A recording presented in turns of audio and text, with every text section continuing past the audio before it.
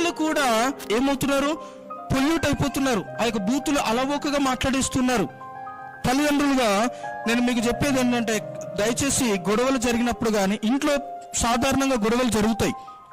గొడవలు జరిగిన ఇల్లు అంటే ఉండదు, కానీ మీ పిల్లలు అక్కడ ఉంటున్నారో లేదో చూడండి. మీరు మాట్లాడే ఆ యొక్క ప్రవచనాలు ఏవైతున్నాయో, మీరు మాట్లాడే ఆ యొక్క బ్లెస్సింగ్స్ ఏవైతున్నాయో అవన్నీ పిల్లలు వింటారు. విని వాళ్ళకు అవకాశం వచ్చినప్పుడు ఏం చేస్తారు?